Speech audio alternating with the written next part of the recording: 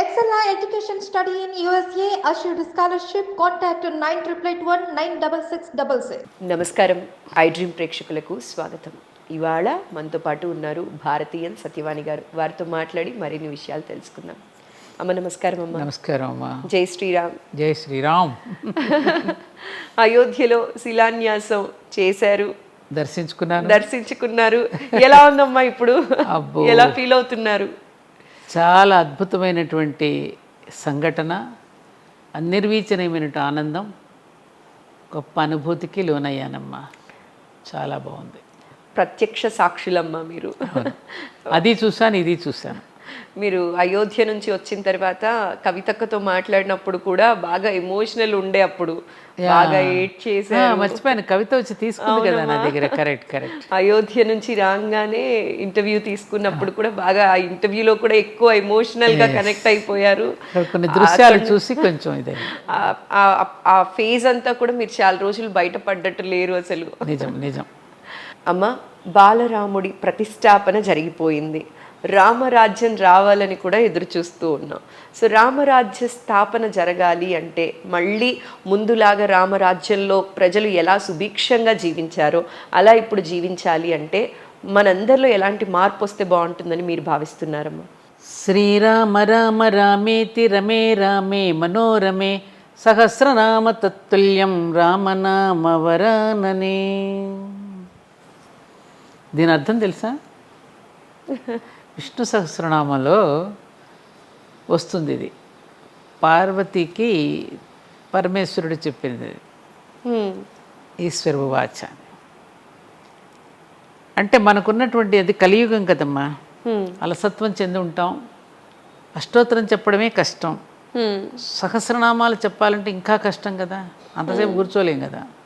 అందుకని ఈ ఒక్కటి చెప్పేసుకుంటే ఈజీ అయిపోతుంది. మనకు ఒక సులభ మార్గాన్ని ఇచ్చాడు పరమేశ్వరుడు. విష్ణు సహస్రనామం మొత్తం చదవాల్సిన అవసరం లేకుండా సహస్రనామాలు చదవకుండా ఎంత ఈజీ పద్ధతి ఇచ్చాడు. ఎందుకంటే మనం అలసత్వం, ఉగ్రరోగ సంకలితులైనటువంటి వాళ్ళు ఉంటారనేది కలియుగంలో భాగవతం ప్రకారంగా వచ్చింది. నిజంగానే అలాగే ఉంటున్నాం కూడా మనం. అవునమ్మా. చిన్నప్పుడే మోకాళ్ళ నొప్పులు, స్టూలు లేకుండా ఇప్పుడు పూజలో కూర్చోలేకపోతున్నాం.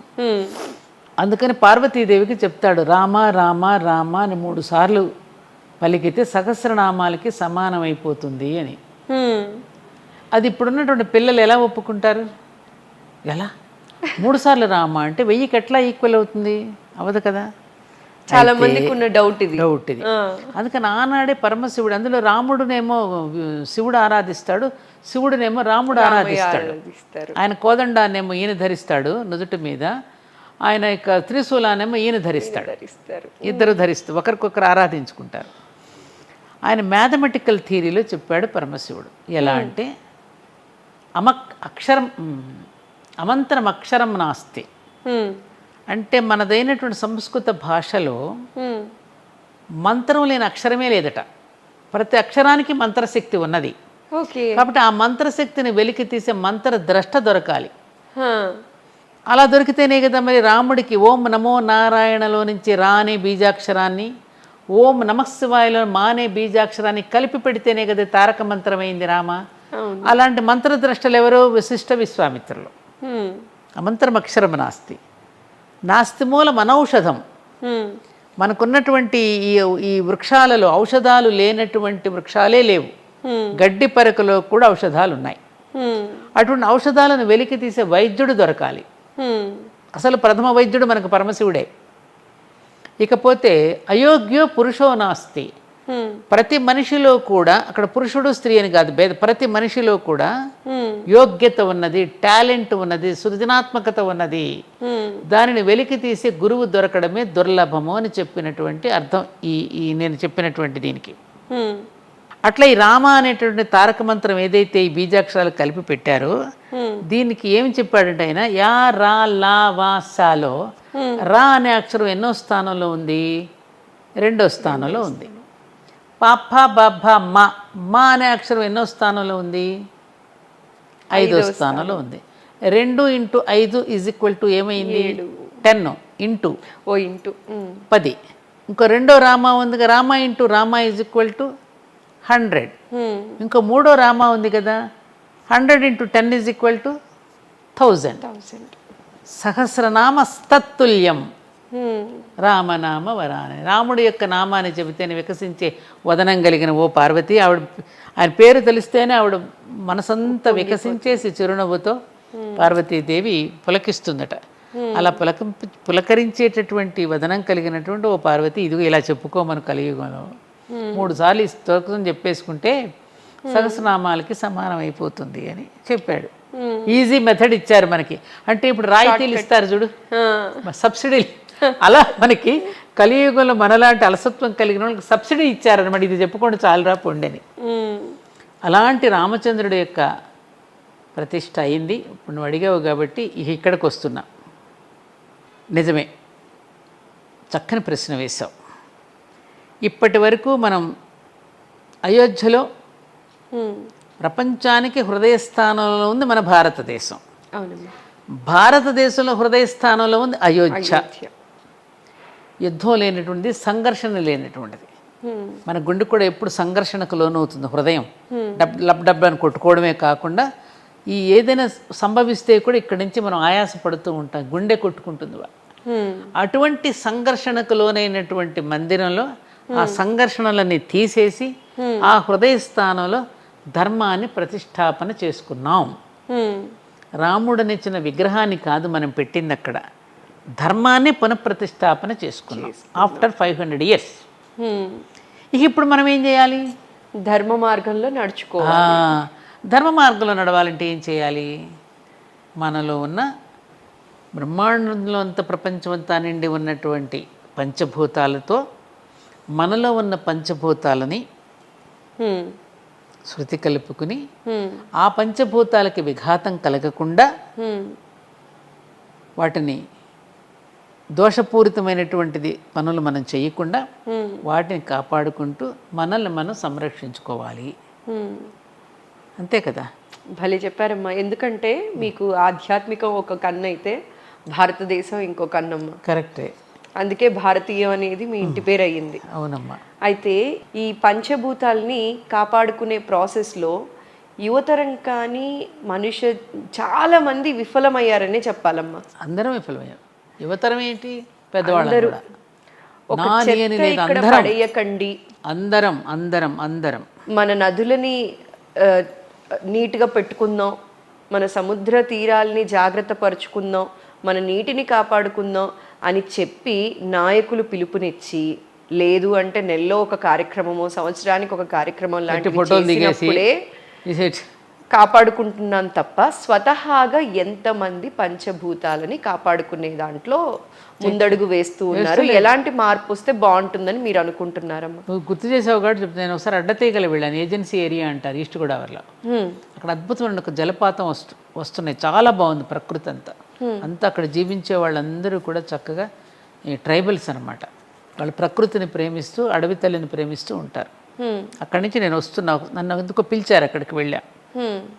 వస్తూ ఉంటే ఆ జలపాతం దగ్గర అప్పుడు కార్తీక మాసం, వీళ్ళు ఇష్టం వచ్చినట్టు తినేసి ఆ ప్లాస్టిక్ గ్లాసులు అక్కడ పారేసి, ఏది ఉంటాయి కదా ఏదో తాగుబోతు సీసాలు, అవన్నీ చంద్రవిందరగా పడేసి నానా గందరగోళం చేసి కారు ఆపి దిగి దెబ్బలాడొచ్చా. ఇదేనా మీరు చదువుకున్న బుద్ధి లేని విధంలో ఈ ప్రకృతిని కూడా ఇలా పాడు చేస్తారా మీరు? ఇంత అందమైన జలపాతం దగ్గర దాన్ని చూసి కళ్ళతో ఆస్వాదించాలి కానీ ఇక్కడ తాగుడేమిటి, ఇక్కడ ఈ ప్లాస్టిక్ కవర్లు పడేయటం ఏంటి, ఇక్కడ భోజనాలు చేసి పాడు చేయటం ఏమిటని. ఇప్పటికీ కూడా అవుట్స్కర్ట్స్లో కానీ ఎక్కడైనా కొంచెం ఖాళీ ప్లేస్ కనిపిస్తే కూడా చాలామంది రోడ్ల పైన కూర్చొని అలానే తాగి ఎక్కడక్కడ పడేసే వెళుతున్నారమ్మా. చాలా వరకు పల్లెటూర్లలో కూడా బయట, ఊరి బయట ఇలాంటివి కనిపిస్తున్నాయి. ఎంత చెప్పినా వినడం లేదమ్మా ప్రజలకి. తలకి ఇక్కడ అదేమిటంటే టెంపుల్కి వచ్చినప్పుడు కూడా మనం ఎవరైనా చెప్తే మీరెవరు చెప్పడానికి అన్నట్టుగా చూస్తున్నారు అందరినీ. ఎవరు దాన్ని స్వీకరించే స్థితిలో లేదు. అదే జపాన్, జర్మనీ కొన్ని మన దేశాలకు వెళితే పోయేస్తుంటారు కానీ అక్కడ ఎంత చిన్న తగరం కూడా చేతిలో పెట్టుకుంటాడు, ట్రాష్ క్యాన్లో వేయకుండా ఉండదు. వాళ్ళు ఒక పేపర్, టిష్యూ పేపర్ తయారు చేయాలంటే ఎక్కడి నుంచి తెప్పించుకుంటారు, వాళ్ళు చెట్లు నరికేసుకోరు. మరి ఇంతగా చెప్పుకుంటున్నాం గొప్ప గొప్ప కబుర్లు, ఉద్యోగాలు చేశారు, మరి అది ఎందుకు నేర్చుకోవడం లేదు మనం? ఇప్పుడు పంచభూతాలను అన్నావు కాబట్టి మనం ప్రతిరోజు భగవంతుడికి చేసేది పంచోపచార పూజ. ఆ పంచోపచార పూజలో ఏం చేస్తాం? పృథ్వీతత్వాత్మికాయై నమః. ఈ పృథ్వీతత్వానికి, ఈ నేల తల్లికి మనం కృతజ్ఞతలు చెప్పుకుంటూ అక్కడ గంధం రాస్తున్నాం. గంధం ఈ భూమికి సంకేతం, వాసనకి సంకేతం గంధం. గంధం. తర్వాత ఏం చేస్తాం, వహిని తత్వాత్మిక ఏ నమః దీపం, తేజస్సుకి సూర్యుడికి థ్యాంక్స్ చెప్పుకుంటూ పెడుతున్నాం. వాయు తత్వాత్మిక ఏ నమః అంటూ ధూపం, ధూపం కృతజ్ఞతలు చెప్పుకోవడానికే కదా. ఆకాశ తత్వాత్మిక ఏ నమః పుష్పం సమర్పయామి అంటున్నాగా. ఆ తర్వాత అమృత తత్వాత్మిక నైవేద్యం సమర్పయామి. ఈ పంచభూతాలకి కృతజ్ఞతపూర్వకంగా నమస్కారం చేసుకుని అవి వెలిగించి, ఈ పంచభూతాలతో నేను ఎప్పుడు ఇలా శృతి కలుపుకుంటూ నాలో ఉన్న పంచభూతాలు, గంధం అనగానే వాసన చూస్తాం, ముక్కు మన ఇంద్రియాలే కదా. అవును. కళ్ళు తేజస్సును చూసి కళ్ళు ఆనందపడుతున్నాయి, దీపాన్ని చూసి. మంచి సంగీతం ఉంటే చెవులు ఆనందపడుతున్నాయి, మంచి నైవేద్యం స్వీకరిస్తే నాలుగు తృప్తి పడుతోంది, ఉద్బత్తి వెలిగిస్తే మన ముక్కులు ఆఘ్రాణిస్తున్నాయి. ఇవన్నీ పరితృప్తి చెందుతున్నాగా. ఆయన కోసం మనం పెట్టింది, మన కోసం కదా. వీటికి థ్యాంక్స్ చెప్పుకుంటూ మళ్ళీ బయటకు వెళ్ళిన తర్వాత వీటికి విఘాతం కలిగిస్తే ఈ పంచభూతాలు మనల్ని క్షమిస్తాయా? ఈ ధరిత్రి మనల్ని క్షమిస్తుందా? అందుకే కదా ఋతుపవనాలు గతులు తప్పుతున్నాయి. వర్షాకాలంలో ఎండలు, ఎండాకాలంలో వర్షాలు. నువ్వు చూస్తున్నావు కదా గత కొన్ని సంవత్సరాలుగా మనకి తుఫాన్లే తప్ప వర్షాలు ఎక్కడ పడుతున్నాయి? మామూలు సాధారణ వర్షాలు ఎక్కడ పడుతున్నాయిరా? ఆ తుఫాన్లు వస్తే కూడా వాటికి కూడా ముద్దు పేర్లు పెట్టుకుంటూ చక్కగా మంచి పేర్లు కూడా చాలా బాగా పెట్టుకుంటున్నాం కదా మనం. అవి చూస్తున్నాం కాబట్టి ఇవన్నీ ఈ గ్లోబల్ వార్మింగ్ అని హెచ్చరిస్తూ ఉంటే దానికి నివారణ ఏం ఆలోచిస్తున్నాం? నివారణ అంటే ఫస్ట్ మనం పంచభూతాలని గౌరవించి మన ఎన్వైర్న్మెంట్ని జాగ్రత్తగా పెట్టుకోవాలి. ఎక్కడ ఆలోచిస్తున్నాం? దాని మీద రూల్స్ రెగ్యులేషన్స్ అన్నీ పక్కకు తోసేస్తున్నాం కదా. ఆఖరికి ఉత్తరాఖండ్కి వెళ్ళి అక్కడ కూడా పెట్టకూడని ఫ్యాక్టరీలు పెడితేనే కదా అప్పుడు మంచి తుఫాన్లు వచ్చి అన్నీ కొట్టుకుపోయాయి. ఎంత గమ్మత్తైనటువంటి విషయం. ఆ శివలింగం మీద మాత్రం ఆ మారేడు దళం చెక్కు చెదరకుండా అట్లాగే ఉంది, చూసాం మనం. అంటే ఇవన్నీ ఏంటంటే ఈ పంచభూతాలకి నువ్వన్నట్టుగా అది ఎవరో చెప్పనక్కర్లా, ప్రభుత్వాలన్నీ వెచ్చని నీ కామన్ సెన్స్తో ఉపయోగించుకో. చిన్నప్పుడు మాకు మా నాన్నమ్మ ఉండేది, చిన్న నాయనమ్మ, అంటే మంచినీళ్ళు ముంచుకునే దగ్గర నుంచి పొదుపు ఉండాలిరా అనేది. నువ్వు ఎంత తాగాలి అంతే ముంచుకో. ఇప్పుడు మనం ఇంత తీసుకుని అంత పారేస్తున్నాం. ఇప్పుడు పార్టీలకి ఫంక్షన్కి వెళితే బాటిల్స్ ఇస్తున్నారమ్మా, ఇంత సిప్ చేయటం అక్కడ పారేయటం, వేల బాటిల్స్ పడేసి ఉంటున్నాయి. నీటిని గౌరవిస్తున్నావా? ఆహారాన్ని గౌరవిస్తున్నావు? ఎంత అన్నం పారేస్తున్నావు? నేను లాస్ట్ టైం ఇంటర్వ్యూ మనం చేసినప్పుడు ఈ పాయింట్ గుర్తు చేయాలమ్మా. మీరు హాఫ్ బాటిల్ వాటర్ తాగిన తర్వాత రిటర్న్ ఒక 4 అడుగులు వేసి మళ్ళీ వెనక్కి వచ్చి ఆ బాటిల్ తీసుకొని తాగి వెళ్ళారు. నేనంతే, ఇక్కడ ఇలా వేస్ట్ చేస్తే మళ్ళీ అది పడేస్తారు కదా. తాగితే తెచ్చుకుంటాను వచ్చేటప్పుడు, మిగతా తాగి చేయడం నాకు ఇష్టం లేదు అన్నారు. నాకు అది గుర్తొచ్చిందమ్మా. ఇప్పుడు చిన్నప్పుడు మాకు నేర్పారు అవి. మరి ఇవన్నీ ప్రకృతికి మనం నాశనం చేయటం కాదు, నేషన్కి నష్టం కాదు. ఇది నాకు ఇప్పుడు గుర్తుకొస్తుంది. ఎప్పుడు శ్రీ పుల్లారెడ్డి గారు, మేమందరం లండన్ విరాట్ హిందూ సమ్మేళనానికి వెళ్ళాం. ప్రతి చోట చెప్తాం, మళ్ళీ నీకు చెప్తున్నాం. ఆయన 4వ తరగతి చదువుకున్నారు. ఆయన రూమ్స్ ఇస్తారు కదా, అందరూ లేటుగా వస్తున్నారు రూమ్స్, మళ్ళీ కోచ్ ఎక్కేయాలి, మేము తొందరగా వెళ్ళాలి కదా, మీటింగ్స్కి వెళ్ళాలి. ఉంటే ఆయన లోపల నుంచి రావటంలా త్వరగా. రండి పుల్లారెడ్డి గారు, మనం బిల్లు కడుతున్నాం కదా హోటల్కి, మీరెందుకు తొందరగా రండి వచ్చేద్దామని కంగారు పెడుతుంటే ఆయన ఇలాగే ఎవరైనా కోపడేటప్పుడు ఆయన పుష్ అంటారు. ఇదేనయ్యా మీ చదువుకున్న వాళ్ళు చేస్తున్న తప్పు. అక్కడ కొళాయిలు కట్టేసి ఉన్నాయా లేదా చూసుకోవాలిగా మనం. వాడు బిల్లు ఇస్తున్నా ఎవరికి నష్టం? వాడు బిల్లు కడుతున్నా ఆ నీళ్లు అలా పోతూ ఉంటే నష్టం ఎవరికి? మొత్తం ఇక్కడ ఉన్న వాళ్ళందరికీ, ప్రజలన్నీ నష్టపోతారు కదా. అలాగే కరెంట్ అనవసరంగా అక్కడ బల్బులు వెలుగుతూ ఉంటే నష్టం ఎవరికి? నేషన్కి నష్టం కదా ఇవన్నీ. మనం ఎక్కడ పడితే రూమ్స్ మన పట్ల ఇక్కడున్న ఈ విదేశీయులకి ఏ రకమైన భావన కలుగుతుంది? మనకి డిసిప్లిన్ లేదని అనుకోరా వాళ్ళందరూ? తెల్లపోయారు అందరూ. ఆయన చదువుకుంది ఇప్పుడు 4th క్లాస్. చదువుకి సంస్కారానికి సంబంధం ఉండదు. ఇంకొకటి ఏం చేశారో తెలుసు, ఆయనకు మొట్టమొదటి బీడీ కొట్టు ఉండేది. ఫస్ట్ ఆయన వ్యాపారం స్టార్ట్ చేయకముందు ఆ బీడీ కొట్టు దగ్గర ఒక కుర్రాడు వచ్చాడు సిగరెట్ కొనుక్కోవడానికి, బీడీ కొనుక్కోవడానికి. ఆయన బీడీ ఇవ్వాల, డబ్బులు తీసుకుని బీడీ ఇచ్చాను, చేసేది వ్యాపారం. 10 రూపాయలు తీసేసుకుని ఇచ్చి పంపించి కానీ పిల్లాడి భవిష్యత్తు ఆలోచించారు. మీ నాన్నగారిని పిలవమన్నారు. ఆయన పిలుచుకొచ్చాడు. ఏమయ్యా నువ్వు పిల్లవాడికి సిగరెట్ తీసుకురమని బీడీదేమని పంపావు, వాడు కూడా ప్రయత్నం చేసి ఒక దమ్ము లాగితే ఏమవుతుంది? అప్పుడు పంపించొచ్చా ఇలాంటి వస్తువుల కోసం పిల్లలని కోప్పడి పంపించారు ఆయన. అది సామాజిక బాధ్యత, అది సామాజిక స్పృహ, అది పౌర స్పృహ. మనలో ఎంతమందిలో ఉందమ్మా ఇది?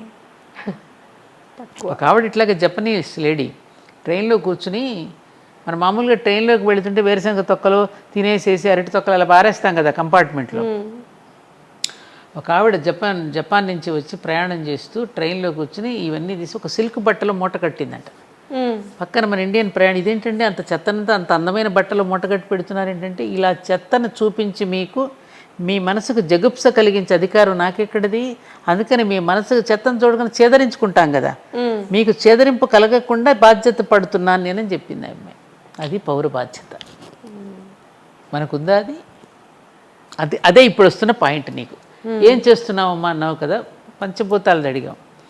ఇప్పుడు రామాలయం కట్టిన తర్వాత ఇప్పుడు మనందరం కూడా ప్రజల్లోకి తీసుకువెళ్ళవలసినటువంటి ఈ పంచభూతాలతో కూడినటువంటి పంచశీల పథకాన్ని తీసుకెళ్ళాలి మనం.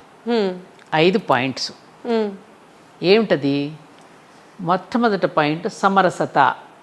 రాముడికి మెచ్చే పనులు మనం చేయాలి. సమరసత, అందరిలోనూ ఒక సామరస్యపూర్వకమైన వాతావరణం. ఇక మతాలతో కొట్లాడుకోకుండా ధర్మంతో వ్యవహరించాలి. మతం అనే కూడని స్థితి నుండి ధర్మం అనే కూడలికి చేరాలి. ఓకే, మతాలు కాదు ఇంపార్టెంట్, ధర్మం ఇంపార్టెంట్. ఇక సమరసతను పాటించాలి అందరిలోనూ. కులాలు మతాలతో కొట్లాడుకోకూడదు. ఇక సింపుల్గా చెప్తే, నీకు ఎలాబరేట్ చెప్తే నీకు టైం పడుతుంది. రెండవది కుటుంబ బోధన. ప్రతి ఇంట్లోనూ కూడా ఇప్పటి నుండి మనం అసలు కుటుంబ జీవితానికి ఎలా జీవించాలో తానుగా దిగివచ్చి, తండ్రి బిడ్డలు తల్లిదండ్రులు సంతానం ఎలా ఉండాలో, గురు శిష్యులు ఎలా ఉండాలో, అన్నదమ్ములు ఎలా ఉండాలో, స్నేహితులు ఎలా ఉండాలో, భగవంతుడు భక్తుడు ఎలా ఉండాలో, పరిపాలించే రాజు ఎలా ఉండాలో మనకి బోధించి వెళ్ళినవాడు రాముడు చూపిన మార్గం వేసిన రాముడే కదా, రామయ్య. కాబట్టి ఇప్పుడు కుటుంబ వ్యవస్థను బాగు చేసుకోవాల్సిన కర్తవ్యం మన మీద ఉన్నది. విడిపోయినటువంటి భార్యాభర్తలందరూ కలవవలసినటువంటి ధర్మం ఉన్నది, అవసరం ఉన్నది ఏమ్మా. అందుకని ప్రతి ఒక్కరూ కూడా కుటుంబంలో కలుసుకున్నప్పుడు వీటి మీద చర్చించుకోవాలి. భోజనం చేసేటప్పుడు, అది నిద్రపోయేటప్పుడు, సమయం దొరికినప్పుడు, సెలవు రోజును కుటుంబం అంతా కలిసి పిల్లలతో కూర్చుని మన యొక్క ఇతిహాసాల గురించి, మన భారతీయ ధర్మాన్ని గురించి, రాముడి గురించి, ధర్మరాజు గురించి, మన భాగవతం కృష్ణుడి గురించి ఇవన్నీ ఇంట్లో చర్చ జరగాలి. కుటుంబ బోధన పిల్లలకి చిన్నప్పటి నుంచే మన దీని పట్ల వాళ్ళకి అనురక్తిని పెంచాలి. మూడవది పర్యావరణం. ఇందాక మనం అనుకున్న పర్యావరణం పట్ల కూడా స్పృహ కలిగించాలి. ఎందుకని ఇప్పుడు స్కూల్స్లో నేర్పిస్తున్నారు. మొన్న మన దగ్గర కార్తీక వనభోజనాలకు వస్తే భోజనాలు చేసి విస్తరాకులు ఎక్కడ పడితే అక్కడ పరిస్థితి, ఒక చిన్న పాప, నేను అక్కడే ఉన్నా, మమ్మీ అట్లా ఎక్కడ పడితే అక్కడ వేయకూడదు, డస్ట్బిన్లో వేయాలి మమ్మీ అని తల్లికి పిల్ల చెప్తోంది. అంటే అన్ని చోట్ల ఇటు కుటుంబం దగ్గర నుంచి అన్ని చోట్ల కూడా పర్యావరణం పట్ల చిన్న పిల్లలకి విద్యాబోధనలోనే నేర్పించాల్సినటువంటి అవసరం ఉండి, మనం కూడా ప్రాచీన కాలంలో పర్యావరణాన్ని ఇబ్బంది పెట్టకుండా కొన్ని పద్ధతులు మనం అవలంబించేవాళ్ళం. సపోజ్ పిల్లలు పుట్టిన తర్వాత పుడతారు అనుకోగానే అమ్మమ్మలు ఏం చేసేవారు, మన పాత చీరలు పాత పంచెలన్నీ చక్కగా కట్ చేసి కుట్టి లంగోటాలు తయారు చేసి వాళ్ళకి కట్టేవారు, కింద రబ్బర్ షీట్ వేసేవారు ఏమ్మా. అప్పుడప్పుడు అది తడుస్తూ ఉన్నప్పుడల్లా పిల్లవాడు తడికి అమ్మను పిలిచి ఏడ్చేవాడు. అమ్మ పరిగెత్తుకెళ్ళి హత్తును చేసి అమ్మ యొక్క కావాలి వాడికి. ఇప్పుడేం చేస్తున్నాం మనం, ఆ ప్లాస్టిక్కి డైపర్లు కట్టేస్తున్నాం. అది ఎప్పటి వరకు తోసేపు ఉంచుతుంటే వాడికి డబ్బులు వస్తున్నాయి, స్కిన్ పాడవుతుంది, ఇన్ఫెక్షన్స్ వస్తున్నాయి. ఆ పద్ధతులన్నీ పట్టుకొస్తే అప్పుడేమవుతుంది, ఈ డైపర్లు ఇవన్నీ తీసుకెళ్ళి ఎక్కడ పడేస్తున్నాం మనం, రోడ్ల మీద ఎక్కడ చూసినా నీకు అయ్యే కనపడతాయి ప్లాస్టిక్ కవర్లు. కాబట్టి మనకు ప్లాస్టిక్ సంచులు కుట్టుకునేవాళ్ళం, కాకి సంచులు కుట్టుకునేవాళ్ళం, అదే సంచితోనే వెళ్ళేవాళ్ళం, అదే సంచితోనే పట్టుకుని వెళ్ళేవాళ్ళం. అట్లా ఆ విధంగా మన పర్యావరణాన్ని కాపాడాలి అంటే ఈ ప్లాస్టిక్ వాడకాలే కాకుండా నువ్వు అన్నట్టుగా ఇందాక చెప్పినట్టుగా నీటిని పొదుపుగా ఎలా వాడుకోవాలి, కరెంటుని ఏ విధంగా పొదుపుగా వాడుకోవాలి, భూమిలో కలిసిపోయే పదార్థాలు ఏ విధమైనటువంటి వాటిని వాడుకలో తేవాలి, ఇవన్నీ కూడా పర్యావరణం పట్ల. ఏసీలు విపరీతంగా పెట్టేసి, కార్లు విపరీతంగా కొనేసి వాటి నిండా రోడ్ల నిండా వదిలేసి అలా కాకుండా పర్యావరణం పట్ల మనందరికీ కూడా శ్రద్ధ పెట్టాలి. నాలుగవది స్వభావ జాగరణ. అంటే ఏమిటి, మనలో ఉన్నటువంటి స్వభావాన్ని జాగృతం చేసుకోవటం. దాని ద్వారా మనలో ఒక మార్పు, ఇందాక అనుకున్నామే, ఆ మార్పు మనలో ఉన్న శక్తిని వెలికి తీసుకోవాలి.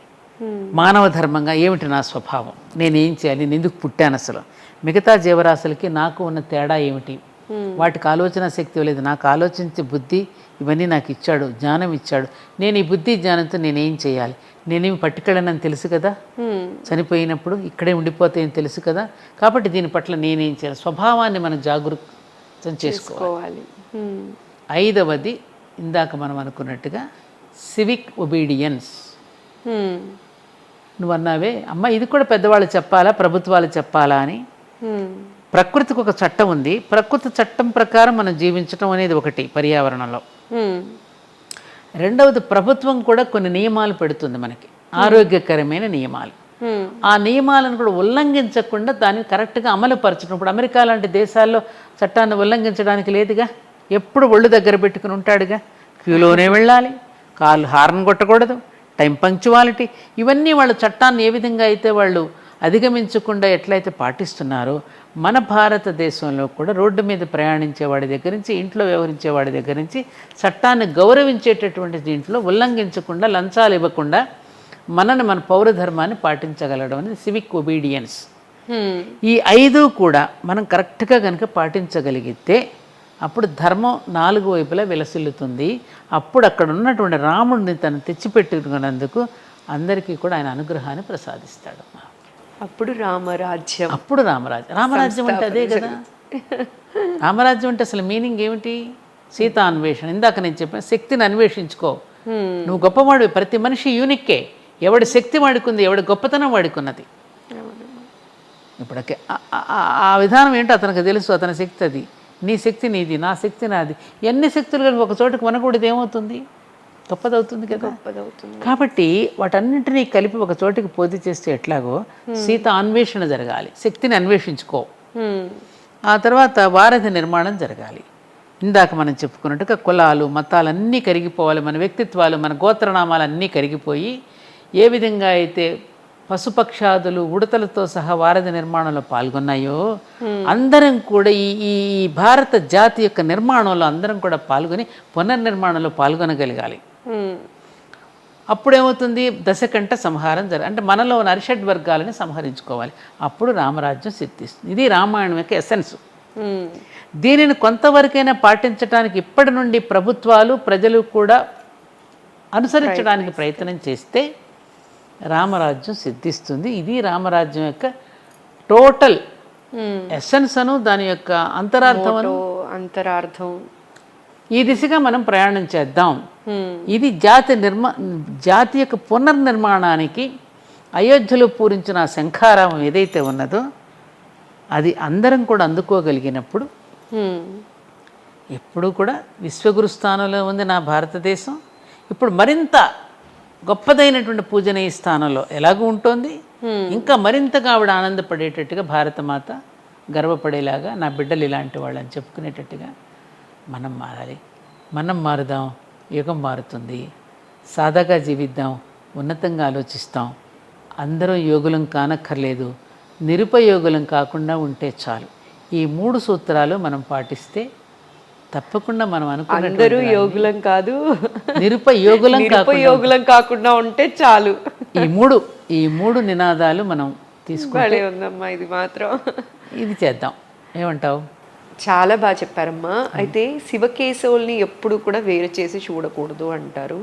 మీరు కూడా ఇందాక శ్రీరామ రామ రామేతి రమే రామే మనోరమే ఆ శ్లోకం గురించి చాలా సవివరంగా వివరిస్తూ, శివుడి గురించి, పార్వతీ గురించి కూడా పార్వతీదేవి గురించి చాలా చక్కగా చెప్పారు. అయితే ఒక్కసారి మీకు ఇష్టమైన శివుడి కీర్తన కానీ, శ్లోకం కానీ ఏదైనా మా ప్రేక్షకుల కోసం చెప్తారా అమ్మా? కీర్తనలు రావురా నాకు. జనరల్గా మీకు ఇష్టమైన సంకీర్తనలు ఎలాంటివి ఎక్కువ? అన్నీ ఇష్టమే నాకు నామ సంకీర్తన. ఎందుకంటే ఈ కలియుగంలోనే కలవు కేశవ కీర్తన. కీర్తన ఒక్కటే మన మోక్షస్థితికి తీసుకెళ్ళగలుగుతుంది. ఎందుకంటే యజ్ఞయాగాది క్రతువులు అన్నీ కూడా ఇప్పుడు పెద్దగా ఫలించవు. ఆ యజ్ఞయాగాలు చేసేటటువంటి ఆ ఓపికలు, తీరికలు, ఆ చిత్తశుద్ధి, భాండశుద్ధి, పాకశుద్ధి, మనం పెట్టే పదార్థాల శుద్ధి దొరకడంలా ఇప్పుడు. అందుకని అవి ఫలించవని తెలుసు మనకున్నటువంటి శారీరక స్థితిగతులను బట్టి. కానీ అందుకని సూక్ష్మంగా ఇచ్చేశాడు మనకి. చాలా తరించగోరినటువంటి వాళ్ళకి చాలా సూక్ష్మ పద్ధతులు ఇచ్చారు మనకి ఇప్పుడున్నటువంటి యుగం పురుషులకి. అదే నామ సంకీర్తన. అందుకని నేనేమంటాడు, కలియుగంలో నేను వైకుంఠంలోనూ ఉండను, యోగుల హృదయాలలోనూ ఉండను, ఎక్కడ నా నామ సంకీర్తన జరుగుతుందో అక్కడ ఉంటానన్నాడుగా. అందుకని అన్ని కీర్తనలు ఇష్టమే సంగీతం. అందులోనే కదా తన్మయత్వాన్ని పొందగలిగి ఆ కాసేపు కూడా అన్నీ మర్చిపోయి మోక్షస్థితికి వెళ్ళగలిగినటువంటి శక్తి సంగీతానికి, సాహిత్యానికి, నృత్యానికి, లలిత కళలకి ఉంది. అందుకే మనకు అంత ప్రాధాన్యత లలిత కళలకి.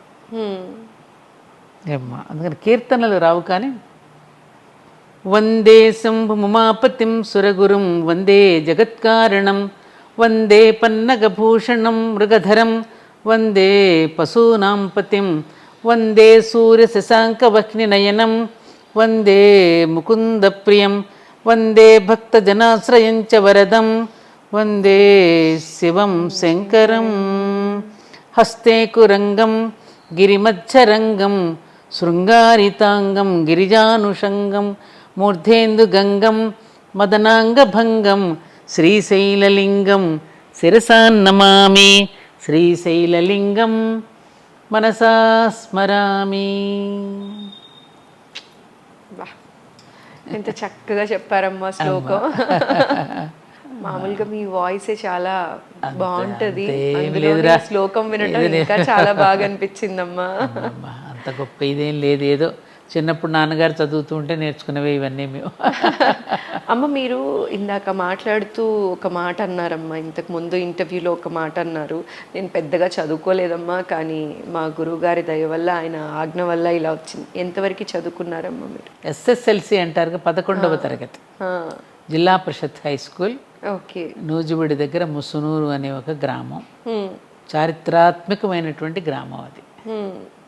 ముసునూరు ప్రోలయ కాపై నాయకులు 13వ శతాబ్దంలో దక్షిణాపథాన్ని పరిపాలించినటువంటి ముసునూరు నాయకుల యొక్క వంశంతో మాకు సంబంధాలు ఉన్నాయి. మా గ్రామాన్ని రాజధానిగా చేసుకుని పరిపాలించి ఆ కాలంలో తురుష్కులను వెళ్ళగొట్టి మహమ్మద్ బిన్ తుగ్లక్ లాంటి వాళ్ళ మీద చేసి పరిపాలించినటువంటి గొప్ప చక్రవర్తులమ్మ. వారు కట్టిన దేవాలయమే మా గ్రామంలో ఉంది. అప్పుడప్పుడు అంటుంటాను, ఆ ధూళి కణం ఏదో మిమ్మల్ని పట్టేసుకుని పట్టింది అంటుంటాను. అలాంటి గ్రామం మాది. 11వ తరగతి చదువుకున్నాను. అయితే అమ్మ ఇప్పుడు మీ దినచర్య ఎలా ఉంటుందమ్మా? డే ఎప్పుడు స్టార్ట్ అవుతుంది? ఎవ్రీడే మీ లైఫ్ స్టైల్ ఎలా ఉంటుందమ్మా? ఇప్పుడు కొంచెం మార్పు వచ్చిందమ్మా. ఉదయం మామూలుగానే 6:30, 7 అట్లా అవుతుంది. ఎందుకంటే రాత్రిపూట అంతగా పెద్ద సౌండ్ స్లీప్ ఉండడం, అలా కరోనా వచ్చిన దగ్గర నుంచి కొంచెం మార్పును, కొంచెం నెప్తికి మెమరీ లాస్, కొంచెం పూర్వపై అన్నీ గుర్తుంటాయి, ఇప్పటికిప్పుడు కొన్ని గుర్తుండవు, పేర్లు మర్చిపోతున్నా, చూడగానే కొంతమంది వ్యక్తులను గుర్తుపట్టలేకపోవటం, ఇవన్నీ కొంచెం తేడాలు వచ్చేసాయి. వయసు పెరుగుతోంది కదా, అందుకని ఇప్పుడు పొద్దున్నే లేస్తాను. మార్నింగ్ నాకు మా టీవీలో వచ్చి రాధాకృష్ణ అలాంటివి చూస్తాను పొద్దున్నే. ఆ తర్వాత ఇక మామూలుగా నిత్యం అగ్నిహోత్రం, హోమం చేసుకుంటాను, దీపం వెలిగించుకుంటాను. కార్యక్రమాలు ఏదైనా ఉంటే బయటికి వెళ్ళి రావడం, ధర్మపురి క్షేత్రానికి వెళ్ళడం, మళ్ళీ సాయంత్రం ఇంటికి చేరుకోవడం. ఒక్కొక్క రోజు రాత్రి కూడా అక్కడ ఉండాలనిపిస్తే అక్కడే నిద్ర చేస్తారా? అక్కడే. అలా ఉంటూ నా జీవితాన్ని ఇలా ఎక్కువగా ఈ స్టూడెంట్స్ దగ్గరికి వెళ్ళడం, ఇంకా మరీ ఇంపార్టెంట్ అనుకుంటే ఇంకా తప్పనిసరి వెళ్తున్నాను. కానీ చాలామంది పాపం ఆహ్వానిస్తుంటే రాలేనమ్మా దయచేసి ఏమనుకోకండి. దూర ప్రయాణాలు చేస్తే నాకు భోజనం ఎక్కడ తిన్నా నాకు అంతగా సరిపట్టాలి. ఇంటికి వచ్చి భోజనం చేయవలసిందే, బయట ఎక్కడ తిన్నా నాకు ఇంతకు ముందులా సరిపట్టల్లా. కొంచెం హెల్త్లో తేడా వచ్చిందమ్మా. అందుకని సున్నితంగా నన్ను అర్థం చేసుకోండమ్మా అని కొంచెం చెప్పటం వెళ్ళలేని పరిస్థితి వస్తుంది. అయితే అమ్మ, చాలామంది మనం ఇదివరకు చేసిన వీడియో కింద కమెంట్స్ చూసినట్లయితే ధర్మపురి క్షేత్రాన్ని కూడా చూపట్టమని, మీ ఆధ్వర్యంలో ధర్మపురి క్షేత్రం విశిష్టత గురించి, అక్కడ కొలువైన అమ్మవారి గురించి తెలుసుకోవాలని కూడా అనుకుంటున్నారమ్మ. త్వరలో మీరు మీ సమయాన్ని కేటాయించినప్పుడు ఒకసారి మనం ధర్మపురి క్షేత్రానికి వెళ్ళి అక్కడ అమ్మవారి దర్శనం చేసుకొని, అక్కడ ఆ మహిమలు, అక్కడ గోశాల కూడా ఉందమ్మా, సో దాని మీద కూడా మనం మాట్లాడి ఒక వీడియో చెయ్యాలి, చాలా మందికి అది చూపించాలని అనుకుంటున్నాను. తప్పకుండా తల్లి, ఆ తల్లే నాకు సర్వస్వం అయిపోయింది ఇప్పుడు. తప్పకుండా అమ్మా, మీరు ఎప్పుడంటే అప్పుడు నాకు కాస్త ముందుగా తెలియచేయండి, నేను తప్పకుండా చేస్తాను. అమ్మ, థ్యాంక్ యూ సో మచ్ అమ్మ. చాలా మంచి మంచి విషయాల్ని ఇవాళ మా ప్రేక్షకులకు తెలియచేశారు. మీ విలువైన సమయాన్ని మా కోసం, మా ప్రేక్షకుల కోసం కేటాయించినందుకు మరోసారి ప్రత్యేక ధన్యవాదాలమ్మా. నమస్కారం. చాలా సంతోషం తల్లి. అమ్మ చల్లగా చూడాలి నేను, Shyamala Devi. Thank you so much అమ్మా. మంచిదమ్మా.